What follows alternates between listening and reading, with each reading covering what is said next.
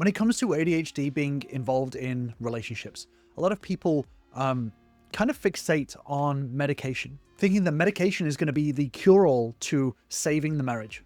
The problem is that although ADHD medication can be helpful, it's ultimately going to be quite ineffective at changing the relationship dynamic. So in this video, I'm going to talk about why ADHD medication won't save your marriage, and I'm going to talk about what to focus on instead. So when ADHD is part of a relationship, whether it's one person with ADHD, two people with ADHD, whatever it is, ADHD impacts far more than just focus or forgetfulness. It can influence how partners communicate, manage conflict, divide responsibilities, and even how they emotionally connect together. So ADHD medication can be a really powerful tool for helping to manage some of the symptoms that ADHD brings, but it doesn't rebuild trust, it doesn't heal resentment, and it doesn't fix unhealthy patterns. So if you have ADHD involved in your relationship and the relationship feels stuck, the path forward isn't about waiting for pills to work. It's about developing awareness, taking responsibility, and bringing in new strategies that help both partners, whether they're ADHD or not, actually address their needs. So I want to be clear up front, this is not a video that is anti-ADHD medication. ADHD medication can be really, really helpful. And it is a completely separate topic. I've actually done a lot of videos on ADHD medication, but ultimately when it comes to ADHD in relationships, it's not about curing the ADHD. It's not about getting rid of ADHD. It's about navigating the challenges that ADHD can bring. So every relationship has its own individual challenge. How you see those challenges and how you navigate those challenges are going to be really, really important. One of the best skills that you can build is learning how to navigate these challenges rather than just thinking of it as broken or fixed. So medication can be helpful, but ultimately when it comes to your relationship, it's going to be really important to understand what actually changes an ADHD relationship and what doesn't. So the first thing that actually creates lasting change is recognizing the pattern that your relationship may have fallen into. So if you are worried about your relationship and you're kind of looking for the reason as to why it's ending up this way, a lot of people will fixate on this idea that ADHD is the problem. But ADHD doesn't create relationship patterns. The truth is that the relationship pattern is the thing that makes the relationship struggle. And oftentimes in ADHD relationships especially, both people can find themselves trapped in a repeating cycle. Once you can see these patterns clearly, you can stop blaming each other. You can stop blaming ADHD and you can start working towards a resolution for you both. And there are three main patterns. I've done a deep dive into this in a video, which I'll link to up above and in the description down below. But there's three main patterns, especially in ADHD relationships. The first one is the parent-child dynamic. This is where one partner takes on the kind of responsible parent role, where they end up nagging or over-functioning, and the other partner becomes the child. They're seen as unreliable or careless. And what happens in this cycle is the parent feels exhausted and resentful. The child feels shamed and powerless. This cycle destroys intimacy. But then there's also the pursuer-distancer dynamic. This is where one partner constantly chases for connection, for accountability, or for answers, and the other partner pulls away to avoid criticism or to avoid conflict. The harder one partner pushes, the faster the other one retreats, and both end up really frustrated. But the third pattern is the roller coaster dynamic. This is where one partner's unpredictability, spontaneity, or even forgetfulness sparks the other partner to double down on rules, on structure, and on control. So instead of balance, it becomes like kind of a tug of war that leaves both people feeling burnt out. The first step here is always to identify which pattern shows up the most in your relationship. Simply naming that cycle and understanding what it is helps you to remember that it's the pattern, not your partner, that is the enemy. It's breaking that pattern that is the challenge that you're going to be facing within the relationship. The next thing is to get rid of the victim mindset. So when ADHD is involved in a relationship, it can be really, really easy to slip into this blame game. So the ADHD partner might say, it's not my fault, it's my brain. The non-ADHD partner might think, I'm stuck doing everything because you don't step up. But both of these are versions of the victim mindset. In psychology, this is called an external locus of control. So this is basically believing that your life is dictated by outside forces, that you don't have any real control over your situation, over your environment, over what happens to you. shifting away from this victim mindset allows you to shift towards a more internal locus of control. This is focusing on yourself, how you show up, and what you can influence, even when circumstances are difficult. The victim mindset is one of the biggest challenges that people come across, especially in relationships. When you start to see yourself as a victim of the world, of your circumstances, it disempowers you. A lot of people feel powerful by thinking in this way, but ultimately it actually ends up disempowering you, because it means that you end up taking all of the control of the situation away from you and into external circumstances. I can't do this because I have ADHD, or my partner can't do this because they have ADHD. All of this is seeing yourself as a victim of external circumstances, and it actually gives away control.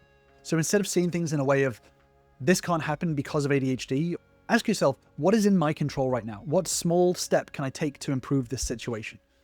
How can I show up as the kind of partner that I want to be, regardless of the external circumstances? The victim mindset keeps yourself powerless, but taking responsibility gives you the leverage to be able to change, allows you to start making changes to the dynamic and therefore the outcome of the situation. The third thing is really, really important, which is understand ADHD. So a lot of partners, both with ADHD or non-ADHD, underestimate how much ADHD impacts more than just attention. There are a lot of less obvious areas that impact relationships. So there's emotional regulation. People with ADHD can often feel emotions a lot more intensely and have a bit more of a struggle to regulate a little bit.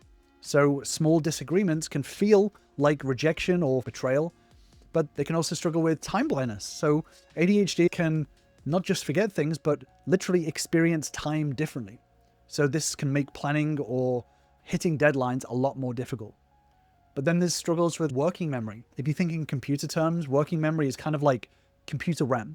So working memory is the amount of information that you can hold in your present moment at one time. So sometimes instructions or promises made in that moment can vanish instantly, not out of disrespect, but because there wasn't enough RAM to be able to hold it there to put it onto the hard drive. So these promises can be made with full intent to do them and then just disappear because of the struggles with working memory.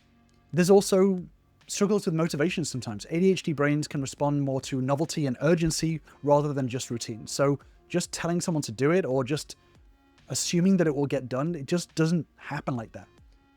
Once you both understand the challenges that ADHD can bring, the conversation shifts away from, why don't you care enough to try, to, your brain works differently to mine. How can we adjust together? How can we change the system to make it work for everyone?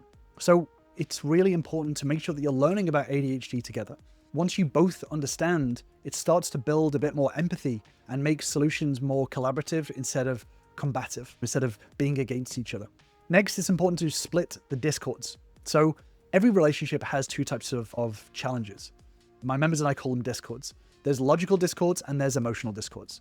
One of the biggest mistakes that couples can make is mixing emotions and logic together. So a lot of times people argue about dishes or bills, but underneath the fight is actually emotional. It's less logical and more emotional, about feeling unseen, about feeling unappreciated or unloved.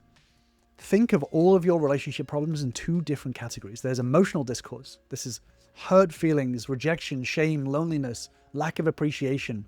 These are feelings. Then there's logical discourse. This is scheduling, chores, finances, reminders, organization. When these two challenges get tangled, fights can go in circles. You can feel like you're arguing about finances, but really what's happening is that one person feels like they're not cared about enough. It's not about the finances, it's about what's underneath. The real problem isn't the laundry, it's that someone feels disrespected or invisible. So when it comes to the relationship challenges, start to pause and ask yourself, are these challenges about feelings or are they about systems? The next step is to address the emotional discords first. So human beings are emotional creatures before they're logical ones. There's a lot of studies into this. Neuroscience shows that when our amygdala, this is our brain's emotional alarm system, gets triggered, the prefrontal cortex, which is what us ADHDers can kind of struggle with sometimes, this is the logical problem-solving side of things, it shuts down. And this happens in non-ADHD brains as well. is that when our amygdala happens, that is when people say, I feel triggered or you are triggered, that's the amygdala propping up. And then the prefrontal cortex, the logic part, kind of shuts down for a bit. So this is why when it comes to logical and emotional discords, when an emotional discord pops up, the logic side of things kind of goes out the window for a little bit. This is ADHD and non-ADHD brains. This is human brains that this happens with.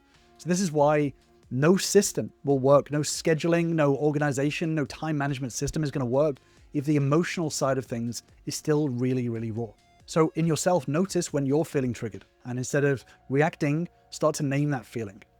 I feel unappreciated. I feel overwhelmed. Naming these emotions reduces their intensity. Learn how to practice grounding or calming strategies. That's something for a whole different video, but it's important to start to learn about these things.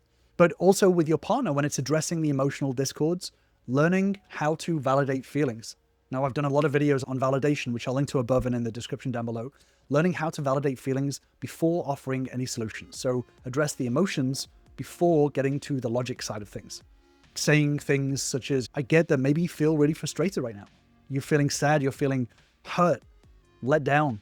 Validation is all about showing that you understand your partner's feelings. It doesn't mean that you agree with them because you're a different person, but it's simply saying, I hear you, I understand what you're going through.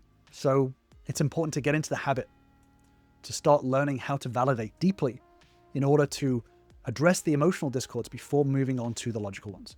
And then once you're learning how to do that, address the logical discords last. So once emotions are calmer, then it's time to fix the practical stuff. This is where tools and systems for ADHD can really shine. So learning how to support time management, shared calendars, alarms, external reminders, things like that, chores, learning how to divvy up tasks or checklists between you, finances, whether it's getting a third party to just deal with those finances, whatever it is, learning how to address the logical ADHD challenges is going to be really, really important.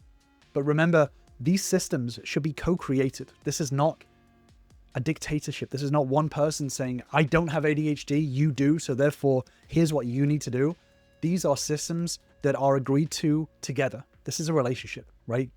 So they're not there to be imposed. The thing is, a system that one partner builds for the other partner can feel like control, can feel like judgment, and ultimately is just going to fail. But when you build systems together, it feels like teamwork. It feels like you actually both have agency in how they're created, how they work. And this is not just one person telling the other person what to do. So when it comes to these systems, pick one logical issue to solve per week. Don't try and do everything all at once. Just find one logical issue to overcome this week and then test it for a couple of weeks and then review it together, find out what worked and what didn't. But most of all, this is a really important mindset to start shifting away from this immediate need for a fix and onto a long-term mindset. When I work with ADHD and non-ADHD couples, getting into a long-term systems thinking mindset helps to come up with a realistic time frame as to how progress is measured. This is what so many of my successful members have found effective, is that once they shift away from this immediate need for fixing and repairing and more into a long-term system development, it means that both parties can get a say and it can be more of a teamwork collaboration that's constantly being iterated rather than just something is broken, it needs to be fixed. And if you want to start to learn all of this, start that journey too, then join my Relationship Bootcamp where you'll learn the same steps that all my members start with to start learning how to rebuild a relationship from the ground up, whether you have ADHD or not. I think you'll find it really, really helpful. All you have to do is click on the link in the description to grab your spot. But most of all, always be iterating. This is, like I said before, this is about progress, not perfection. So ADHD brains kind of thrive on novelty. So even the best system is eventually going to be less effective over time. It's going to stop working because the brain gets bored. And again, this happens with non-ADHD brains as well. It doesn't mean that you failed. It just means that it's time to tweak, time to change things, and time to shift it up. And this is with every relationship. People change and develop and grow. The systems need to change and develop and grow in order to make it work. This is not a scary thing. Change is a good thing. It means that you can progress forward. It's about how you address those changes and how you iterate on the systems in order to make them work for your relationship. So think of your marriage as an ongoing series of experiments, trying a new system, seeing what happens, adjusting it when it breaks. And then over time, you're able to celebrate progress, even if it's small. So the goal isn't perfection. It's about building resilience and trust as you grow together. And this is really important to know because all relationships have conflict. Some people hear conflict as like fighting, but that's not true. All relationships have conflict. This is differences in the way that you are currently doing things, seeing things. And it's about marrying those two different perspectives and ideas together into a system that is greater than the sum of its parts. So it's not about avoiding conflict. It's about leaning into it and growing together in order to be stronger together. I've actually done a deeper dive on this, on understanding conflict, especially in ADHD relationships. Understanding how to lean into conflict is going to really help you to be able to move forward and create a relationship that works for both of you, ADHD or not. So I'm going to leave you with that deep dive video, and I will see you over there.